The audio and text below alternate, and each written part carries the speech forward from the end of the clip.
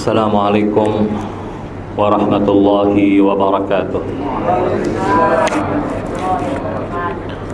Bismillahirrahmanirrahim. Alhamdulillahi rabbil alamin. Wa usalli wa usallim ala al-bashirin nadhir as-sirajil munir Sayyidina wa maulana bil qasimil mustafa Muhammad.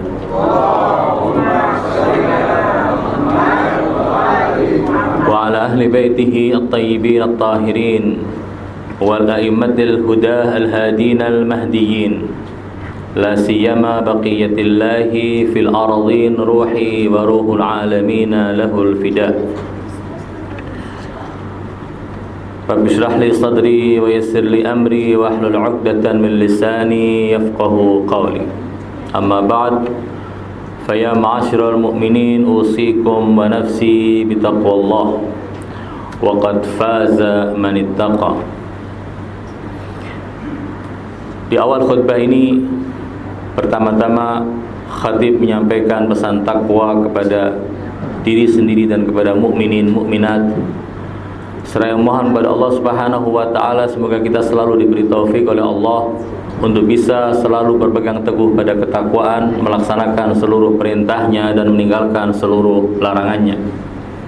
Karena Allah Subhanahu wa taala telah menyiapkan surga yang kelak orang-orang yang masuk ke surga hanyalah orang-orang yang bertakwa.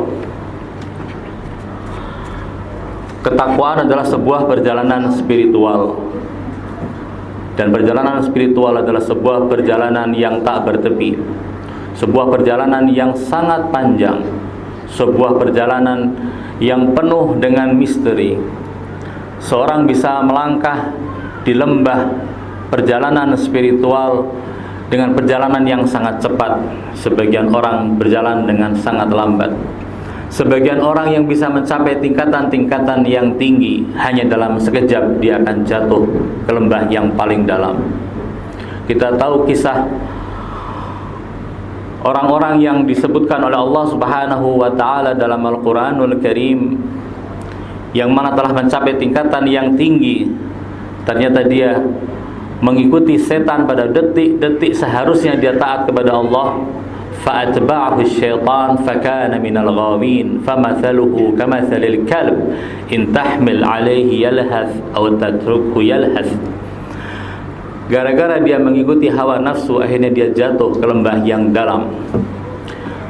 Perjalanan spiritual kalau mau dilakukan dengan cara yang biasa akan memakan waktu yang sangat panjang.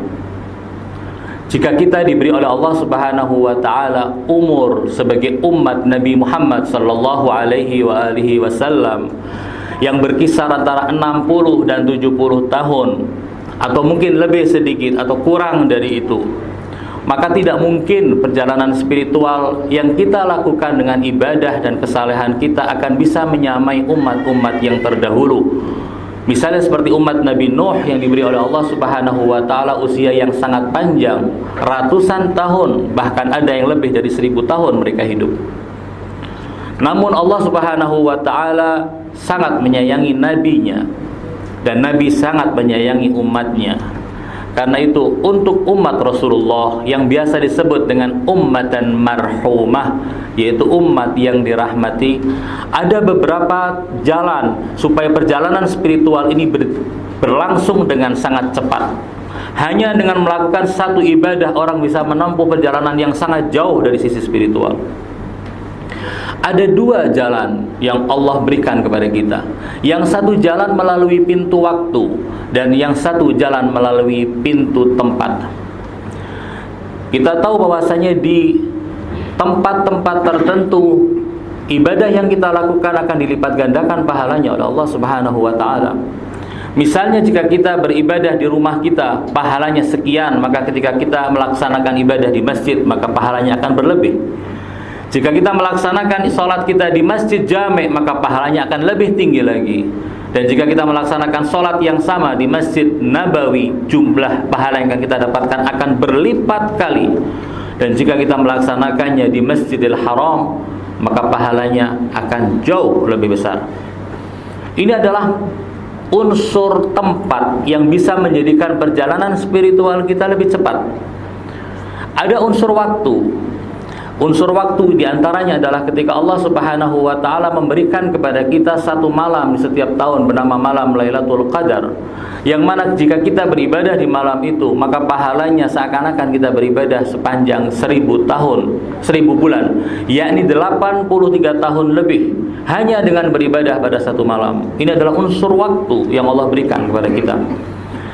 Di antara percepatan perjalanan spiritual kita menggunakan unsur waktu adalah berhubungan dengan waktu yang bernama bulan Rajab. Kita berada di bulan Rajab. Ibadah-ibadah dilipat gandakan oleh Allah Subhanahu wa ta'ala. Puasa yang dilaksanakan walaupun dengan niat sunnah, pahalanya akan sangat besar yang akan diberikan oleh Allah Subhanahu wa ta'ala kepada siapa yang melaksanakannya.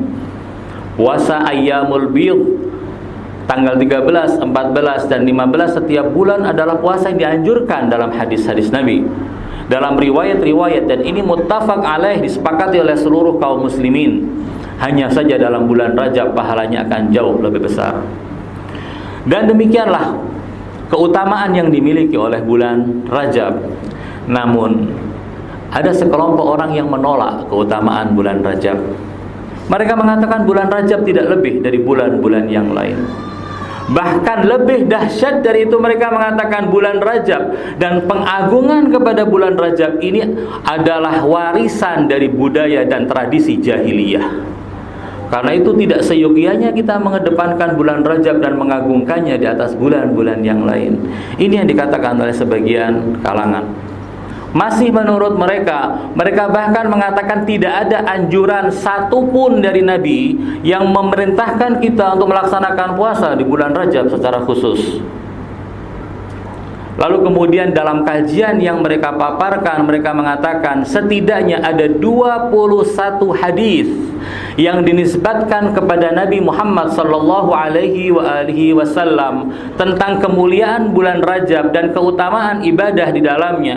Keutamaan tentang ibadah-ibadah termasuk puasa di bulan Rajab yang ternyata hadis-hadis itu riwayatnya maudhu' atau hadis palsu. Dari 11 hadis yang dikatakan memiliki muatan tentang fadilah dan keutamaan bulan Rajab serta puasa di bulan Rajab, ternyata 11 hadis diantaranya adalah hadis yang dhaif. Jika hadis tentang kemuliaan bulan Rajab adalah hadis-hadis yang dhaif dan hadis-hadis yang palsu, mengapa kita harus memberikan penghormatan dan penghargaan kepada bulan Rajab lalu mengkhususkan puasa di bulan Rajab? Tidak ada hal-hal semacam itu. Ini menurut mereka. Sehingga bisa dikatakan keutamaan bulan Rajab dan keutamaan puasa di bulan Rajab merupakan salah satu hal yang kontroversial. Melalui kesempatan ini, izinkan saya untuk menjelaskan beberapa hal. Yang pertama adalah bahwa hadis yang dikatakan maudhu' atau palsu, anggap saja kita tidak menoleh pada hadis-hadis itu. Klaim bahwa hadis ini adalah hadis yang palsu atau maudhu' perlu dibuktikan. Anggap saja bahwa kemaudhu'an atau kepalsuan hadis-hadis yang disebut maudhu' tadi atau palsu tadi sudah benar. Kita tidak mempersoalkan. Tinggal sisa 11 hadis. 11 hadis yang disebut sebagai hadis yang dhaif. Permasalahannya adalah hadis yang dhaif belum tentu hadis itu adalah hadis yang palsu.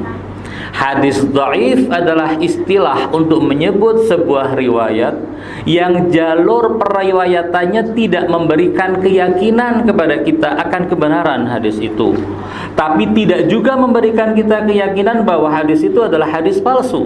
Ini istilah untuk hadis yang dhaif. Karena itu para ulama mengatakan hadis yang dhaif karena tidak bisa digunakan untuk menjadi dalil tentang masalah kepercayaan dan akidah.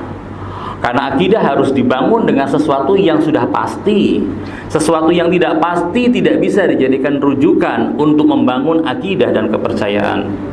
Yang kedua, hadis-hadis yang dhaif tidak bisa dijadikan sebagai dasar dan landasan untuk hal-hal yang berhubungan dengan fikih, hukum.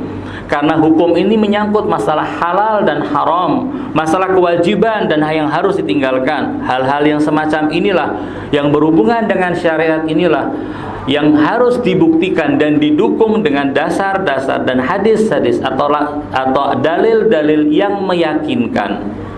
Karena itu ulama mengatakan untuk masalah fikih juga kita tidak bisa menggunakan dalil dhaif. Namun para ulama mengatakan bahwa untuk masalah akhlakiyat, hal-hal yang berhubungan dengan akhlak, hal-hal yang berhubungan dengan kesunahan, hal-hal yang berhubungan dengan ini lebih baik ditinggalkan karena makruh, hal-hal yang semacam ini kita bisa berlandaskan kepada riwayat-riwayat yang dhaif. Ingat bahwa riwayat dhaif bukan berarti bahwa riwayat itu palsu. Riwayat dhaif adalah sebuah riwayat yang penisbatannya karena jalur periwayatan yang ada tidak memberikan kita kemantapan akan kebenaran hadis tersebut, tapi bukan berarti palsu. Dari sini kita bisa melihat bahwa para ulama kemudian mengatakan untuk masalah yang berhubungan dengan akhlakiyat kita bisa menggunakan hadis yang dhaif. Apalagi ada riwayat dari Rasulullah sallallahu alaihi wasallam yang menyebutkan dan disebut oleh para ulama sebagai hadis, sebagai dalil man balagh. Hadis man balagh ini berbunyi seperti ini, yang terjemahannya adalah kalau Anda mendengar suatu riwayat dari aku, kata Nabi, yang menunjukkan tentang pahala-pahala suatu amalan dan kalian tidak tahu kebenarannya, lalu kalian ingin mendapatkan pahala tersebut, hendaknya kalian bisa melaksanakannya untuk bisa mengharapkan pahala dari Allah Subhanahu wa taala. Ini kaidah man balagh disepakati oleh para ulama Syiah, oleh para ulama Ahlul Bait. Di antara para ulama Ahlus Sunnah, sebagian besar ulama Ahlus Sunnah juga menerima kaidah man balagh. Hanya saja Ibnu Hajar Al-Asqalani dari ulama Ahlus Sunnah menolak. Jika kita mengikuti pandangan Ibnu Hajar Al-Asqalani yang tentunya berseberangan dengan pandangan jumhur para ulama Ahlus Sunnah, maka kita bisa mengatakan bahwa riwayat-riwayat yang dhaif berkenaan dengan bulan Rajab tidak perlu untuk kita toleh dan kita tinggalkan itu tentang hal-hal yang berhubungan dengan keagungan bulan Rajab. Ini jawaban kita yang pertama. Jawaban kita yang kedua adalah bahwa siapa yang mengatakan bahwa kebenaran riwayat, bahwa keutamaan bulan Rajab dan amalan-amalan di bulan Rajab hanya bisa diperoleh dari hadis-hadis yang diriwayatkan dalam kitab-kitab Ahlus Sunnah, apakah kelompok kaum muslimin yang lain tidak punya hak untuk mengatakan kami punya hadis-hadis riwayat-riwayat yang menurut kami sahih, menurut jalur periwayatan kami sahih? Bukankah kaum muslimin bukan hanya satu kelompok tapi banyak kelompok? Minimalnya dari kalangan mazhab Ahlul Bait, mazhab Syiah Imamiyah, banyak sekali hadis-hadis dan riwayat-riwayat yang menunjukkan keagungan bulan suci bulan Rajab dan keutamaan amalan-amalan di bulan Rajab. Itu yang menjadi sandaran kita para pengikut Ahlul Bait dalam memuliakan bulan Rajab. Yang ketiga, ketika dikatakan bahwasanya tidak ada anjuran untuk berpuasa di bulan Rajab, tidak ada anjuran untuk melaksanakan puasa di bulan Rajab. Pertanyaannya, apakah orang melaksanakan puasa di bulan Rajab kemudian dilarang? Untuk menunjukkan bahwa puasa di bulan Rajab itu adalah puasa sunnah, ada dalil-dalil yang umum. Dalil yang umum apa? Dalil yang umum adalah bahwa selain bulan Ramadan, yang puasa di bulan Ramadan itu wajib, Dan selain hari-hari yang diharamkan berpuasa seperti Idul Fitri dan Idul Adha, maka hari-hari yang lain bisa kita laksanakan puasa di hari-hari itu. Jika menurut ahlu sunnah ada puasa sunnah Senin dan Kamis, bolehkah kita puasa di hari Selasa? Jawabannya pasti boleh. Pertanyaan, kalau kita berpuasa di hari Selasa, apakah puasa kita puasa makruh? Apakah puasa kita wajib? Apakah puasa kita mubah? Jawabannya adalah puasa kita sunnah. Walaupun tidak ada hadis yang tertentu, ketika tidak ada larangan dan bahwa puasa adalah ibadah, maka itu adalah suatu hal yang sunnah. Ini dalil yang umum. Dalil yang semi khusus adalah dalil yang berhubungan dengan bulan-bulan haram. Allah mengatakan dalam Al-Quranul Karim, Inna iddatas syuhuri indallahi 12 syahran fi kitabillah yawma khalaqas samawati wal ard minha arba'atun hurum. Jumlah bulan di sisi Allah ada 12 semenjak Allah menciptakan langit dan bumi. Di antara 12 bulan ini ada 4 bulan yang disebut dengan bulan haram. Ada hukum-hukum tentang bulan haram. Bulan haram adalah bulan yang berasal dari kata haroma. Haroma berasal dari kata hurmah, kehormatan. Bulan yang dihormati. Tidak diperbolehkan orang untuk menumpahkan darah di bulan itu. Jika ada orang yang membunuh seseorang di bulan itu, maka diat yang harus dibayarkan 2 kali lipat daripada membunuh di bulan yang lain. Bulan yang sangat diagungkan. Tidak ada seorang ulama pun dari ulama-ulama kaum muslimin yang mengatakan bahwa bulan Rajab bukan bulan haram. Bulan Rajab adalah bulan haram. Nah, ketika bulan Rajab bulan haram, bukankah Rasulullah dalam hadisnya dengan jelas mengatakan ada 4 bulan haram, puasalah kalian di 4 bulan ini. Diperintahkan kita untuk melaksanakan puasa sunnah di 4 bulan haram. Ini dari satu sisi bahwasanya Rajab adalah bulan haram. Mengenai bahwa Rajab adalah bulan haram, ada satu poin yang menarik sekali untuk disorot, yang menunjukkan betapa bulan Rajab ini adalah bulan yang spesial dibandingkan bulan-bulan yang lain.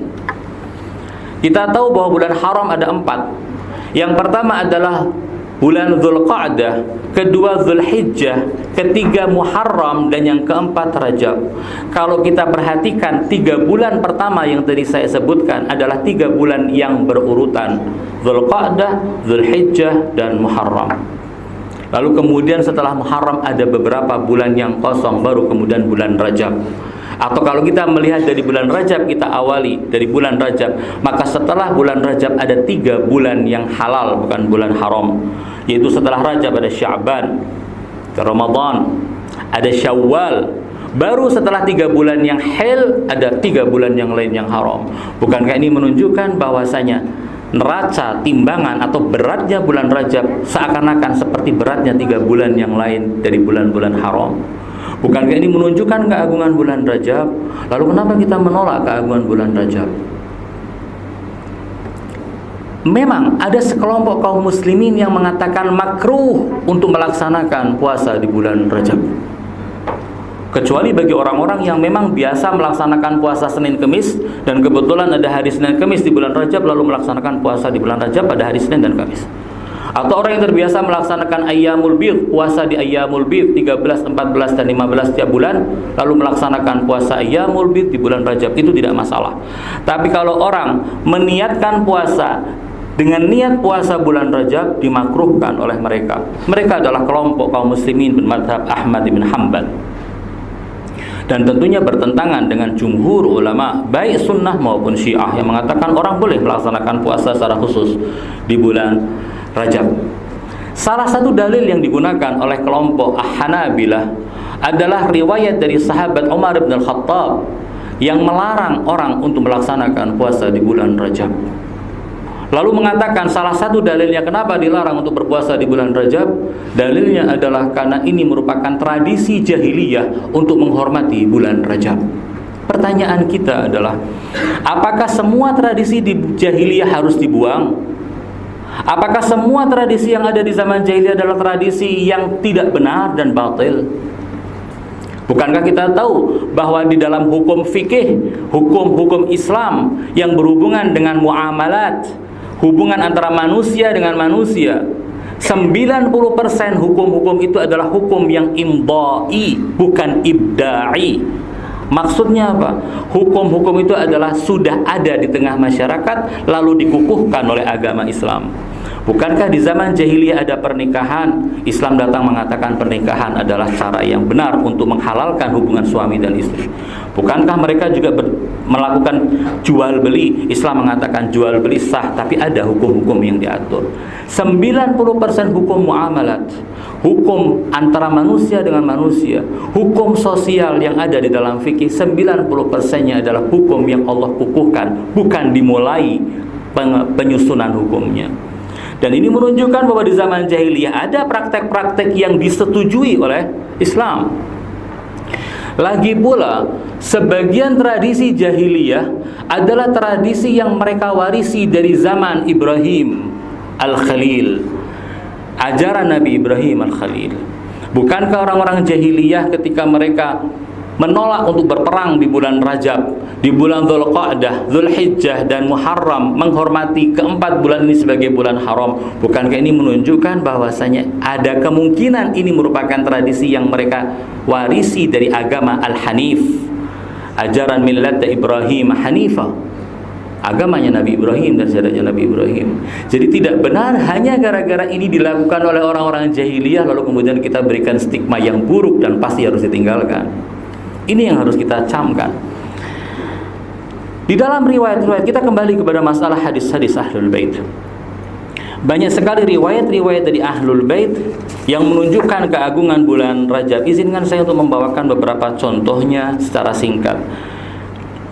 Rasulullah Shallallahu Alaihi Wasallam dari jalur Ahlul Bait tentunya bersabda, "Ala inna Rajab syahrullahil asam, وهو شهر عظيم وإنما سمي الأصم لأنه لا يقارنه شهر من الشهور حرمة وفضلا عند الله تبارك وتعالى وكان أهل الجاهلية يعظمونه في جاهليتها فلما جاء الإسلام لم يزدد إلا تعظيما وفضلا." Riwayat ini menyebutkan dari Rasulullah penamaan bulan Rajab dengan bulan Rajab Al-Asam. Karena apa? Kata Rasulullah, karena keagungan dan kebesaran bulan Rajab ini. Dan tidak ada, kata Nabi, bulan yang lebih tinggi kehormatan dan keutamaannya dibandingkan bulan Rajab. Dulu, kata Nabi, orang-orang jahiliyah mengagungkan bulan Rajab. Rasulullah juga mengatakan bahwasanya orang-orang jahiliyah menghormati dan mengagungkan bulan Rajab. Tetapi falamma ja'al Islam, ketika Islam datang, bulan Rajab bukan dihapuskan, melainkan menjadi semakin mulia dan semakin agung, kata Rasulullah.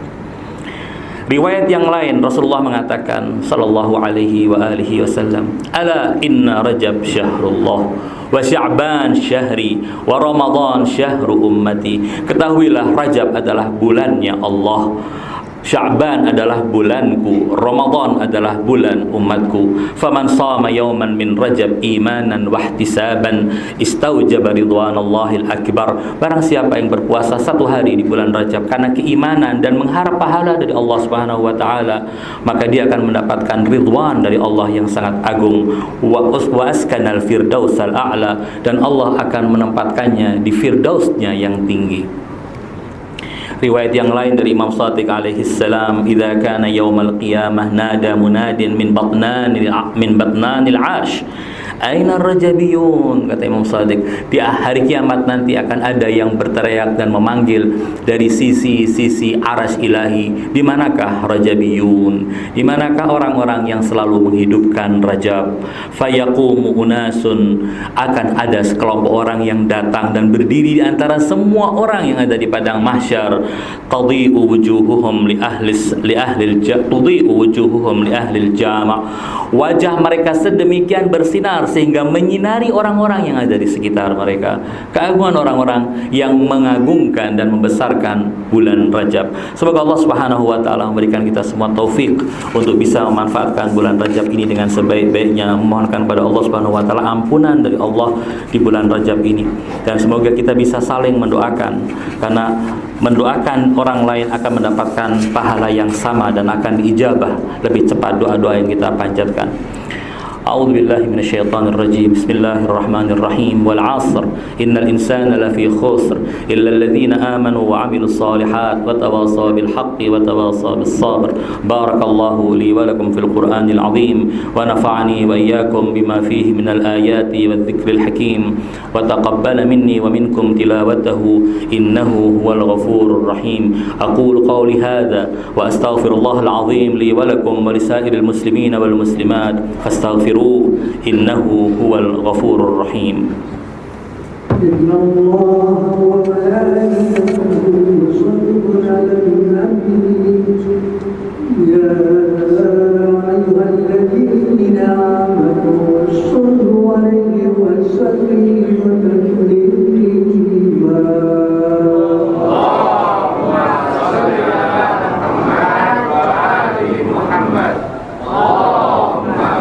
على محمد وآل محمد. اللهم صل على محمد وآل محمد. Innal hamdalillah nahmaduhu wa nasta'inuhu wa nastaghfiruh wa nastahdihi wa nastarshiduh wa na'udzu billahi min shururi anfusina wa min sayyiati a'malina may yahdihillahu fala mudilla lahu wa may yudlilhu fala hadiya lahu. Ashhadu an la ilaha illallah wahdahu la sharika lahu wa ashhadu anna Muhammadan 'abduhu wa rasuluh.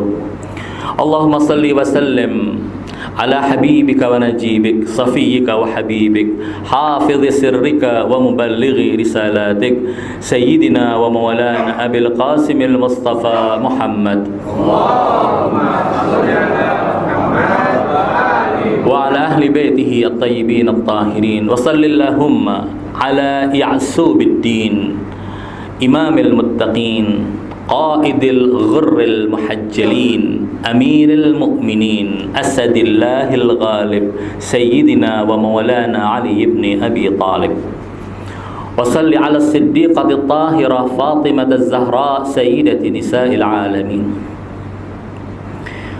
wa salli ala sibtai nabiyyir rahmah wa sayyidai shababi ahlil jannah al-Hasani wal Husain wa salli ala a'immatil muslimin Ali ibn al-Husain wa Muhammad ibn Ali wa Ja'far ibn Muhammad wa Musa ibn Ja'far wa Ali ibn Musa wa Muhammad ibn Ali wa Ali ibn Muhammad wal Hasan ibn Ali wal hujjatil qa'imil mahdi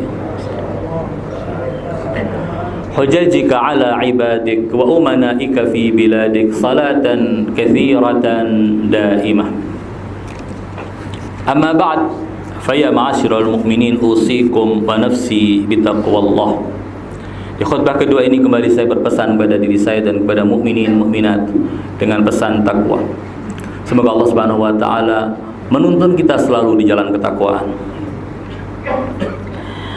Hari-hari ini bertepatan dengan hari-hari yang berbahagia, hari-hari yang mana Ahlul Bait alaihimussalam bergembira dan para pengikutnya juga ceria. Awal bulan ini dimulai dengan milad Imam Muhammad Al-Baqir alaihissalam, lalu kemudian dengan syahadah Imam Al-Hadi, milad Al-Imam Al-Hadi, lalu kemudian milad Imam Al-Jawad, dan besok tanggal 13 Rajab kita akan memperingati milad Amirul Mukminin Ali ibn Abi Talib alaihissalam. Lalu kemudian tanggal 15 kita akan memperingati syahadah atau wafatnya Sayyidatina Zainab Al-Kubra alaihissalam, dan pada tanggal 27 Rajab kita akan memperingati Isra dan Mi'raj atau hari mab'ats Rasulullah sallallahu alaihi wasallam.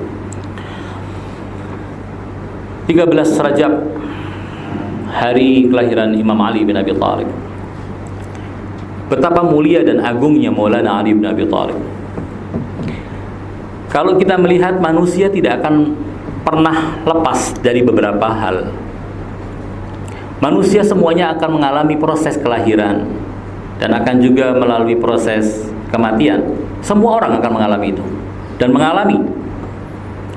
Ada sebagian besar manusia mengalami proses pernikahan. Sebagian mungkin tidak mendapatkan kesempatan itu. Kalau kita melihat Imam Ali bin Abi Thalib alaihissalam dalam hal-hal yang berkaitan dengan keniscayaan hidup, ditunjukkan oleh Allah bahwa manusia ini bukan sembarang manusia. Jika semua orang lahir mengalami proses kelahiran, maka Ali bin Abi Thalib mengalami proses kelahiran yang sangat spesial. Ketika ayahnya dan ibunya yang saat itu sedang mengandung tawaf di Ka'bah 30 tahun setelah peristiwa serangan Abrahah dan pasukan gajahnya ke Makkah, sedang tawaf, mendadak Fatimah binti Asad, istri Abu Talib yang mengandung, merasakan sakit. Abu Talib menyelesaikan tawafnya, terus berputar tawaf, sementara Fatimah bersandar akan beristirahat. Saat dia sedang bersandar, tiba-tiba terbelah salah satu sisi atau sudut dari Ka'bah. Lalu ada suara yang memanggil, Fatimah, masuklah. Fatimah binti Asad masuk ke dalam Ka'bah dan dinding itu kemudian rapat kembali. Semua orang menyaksikan. Yang memegang kunci pintu Ka'bah segera mengambil kunci untuk menolong Fatimah binti Asad. Tapi kunci tidak pernah bisa membuka. Gembok yang dipasang untuk mengunci pintu Ka'bah tidak bisa dibuka.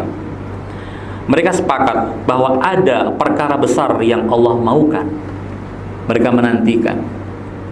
3 hari berikutnya Fatimah binti Asad, tentunya ini riwayatnya berbeda, menyebutkan sampai 3 hari.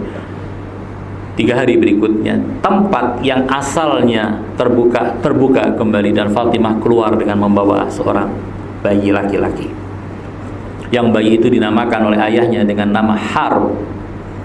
Lalu kemudian Allah Subhanahu wa taala memberikan ilham kepada Abu Talib untuk memberikan namanya seperti nama suci Allah, yaitu Ali.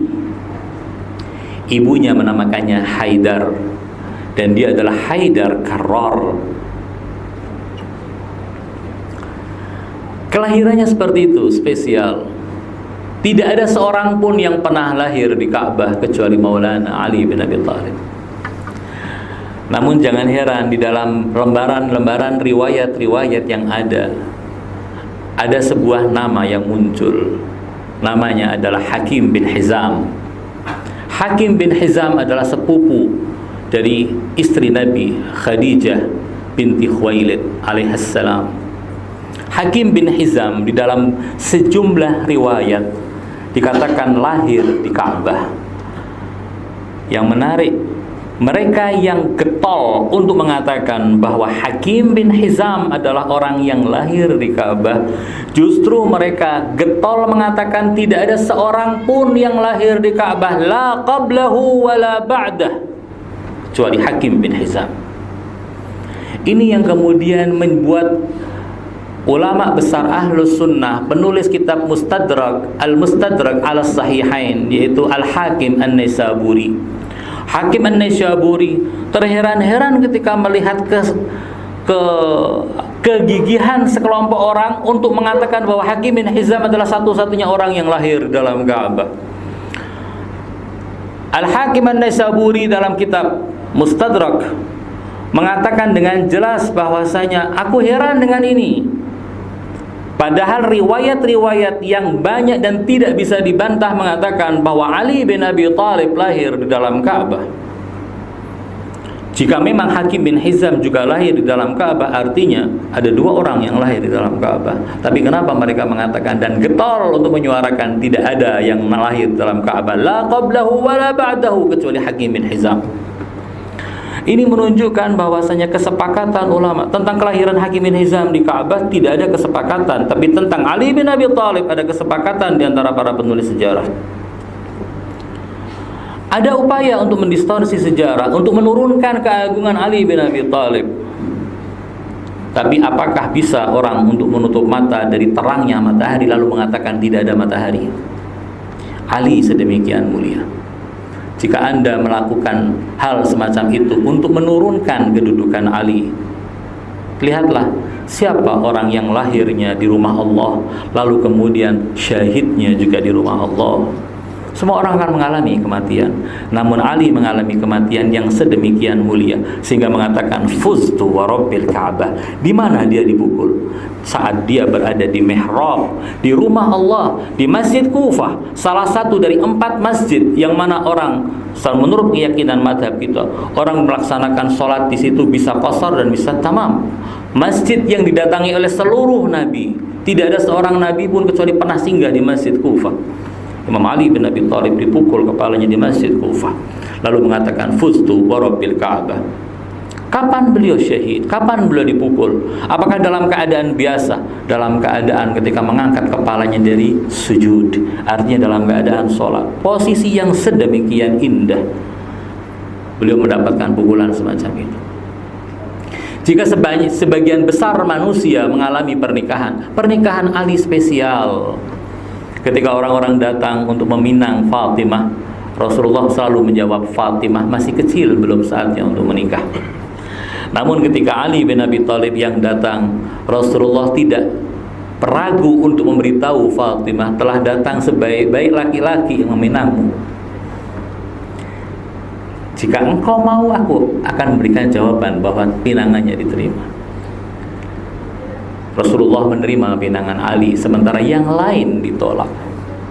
Bahkan mengatakan Fatimah telah dinikahkan di Arash oleh Allah dengan Ali bin Abi Thalib. Semua orang pasti tidur. Setiap hari orang tidur. Tapi ada satu orang yang tidurnya dipuji oleh Allah Subhanahu wa taala.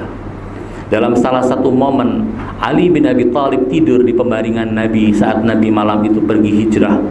Turun ayat wa minan nas may yashri nafsahu ibtigha'a mardatillah wallahu raufun bil ibad. Semua orang mungkin melaksanakan sedekah, tapi sedekahnya Ali bin Abi Thalib direkam oleh Allah Subhanahu wa taala. Orang-orang yunfiquna amwalahum sirran wa alaniyah. Ali bin Abi Thalib. Semua orang melaksanakan puasa. Semua orang ketika nazar akan melaksanakan nazar, tapi ketika Ali berpuasa dan melaksanakan nazarnya dipuji oleh Allah Subhanahu wa taala. Yufuna bin nadri wa yakhafuna yawman kana syarruhu mustatira. Ketika seorang berjihad, jihadnya Ali dipuji oleh Allah Subhanahu wa taala. Lisan Rasulullah mengatakan darbatu aliyin yaum khandaq afdal min ibadati tsaqalain.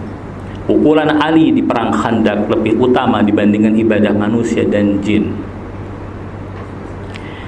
Ketika orang memiliki keutamaan, ilmu merupakan keutamaan bagi seseorang. Ilmunya Ali dipuji oleh Allah dalam Al-Quran. Wa man indahu ilmul kitab. Hal-hal yang berhubungan dengan Ali bin Abi Thalib direkam oleh Allah dalam Al-Quran. Hadis Nabi lebih banyak lagi yang menyebutkannya. Minimalnya ada 300 ayat kata Ibnu Abbas yang turun berkenaan dengan Imam Ali bin Abi Thalib. Masihkah kita meragukan keutamaan manusia yang seagung ini? Besok tanggal 13 Rajab adalah kelahiran Maulana Ali bin Abi Thalib. Marilah kita bersama-sama di hari yang berbahagia ini kita mengikat baiat kembali dengan Maulana Ali bin Abi Thalib untuk akan tetap setia di jalan ini bersama dengan putra beliau sahibul asri waz zaman ajjalallahu taala farajahu syarif. Ada beberapa momen yang lain, diantaranya adalah momen wafatnya Sayyidah Khadijah Zainab Al-Kubra alaihissalam yang insyaallah akan diperingati pada tanggal 15 Rajab. Wanita yang agung, Ummul Masaib, yang mana seluruh musibah-musibah yang terjadi di Karbala ada dalam dada Zainab. Namun beliau tegar. Imam Zainal Abidin pernah menceritakan, bibiku Zainab tidak pernah meninggalkan sholat malamnya, tapi aku pernah menyaksikan dia sholat malam dalam keadaan duduk, karena sedemikian beratnya musibah yang beliau tanggung pada saat berada dalam masa menjadi tawanan. Ketika diberangkatkan dari Karbala menuju Kufah, aku melihat bibiku Zainab sholat malam dalam keadaan terduduk.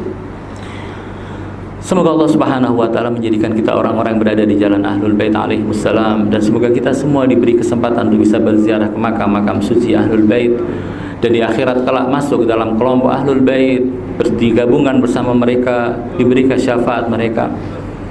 اللهم اغفر للمؤمنين والمؤمنات والمسلمين والمسلمات الأحياء منهم والأموات تابع اللهم بيننا وبينهم بالخيرات اللهم ادفع عنا الغلاء والوباء والربا والزنا والزلازل والمحن وسوء الفتن عن بلدنا هذا خاصة وعن سائر بلاد المسلمين عامة اللهم بحق محمد وآل محمد صل على محمد وآل محمد أدخلنا في كل خير أدخلت فيه محمدا وآل محمد وأخرجنا من كل سوء أخرجت منه محمدا وآل محمد اللهم عجل لوليك الفرج والنصر والعافية واجعلنا من خير شيعته وأنصاره والمستشهدين بين يديه وامن علينا برضاه وهب لنا رأفته ورحمته ودعاءه وخيره ما ننال به سعة من رحمتك وفوزا عندك عباد الله إن الله يأمر بالعدل والإحسان وإيتاء ذي القربى وينهى عن الفحشاء والمنكر والبغي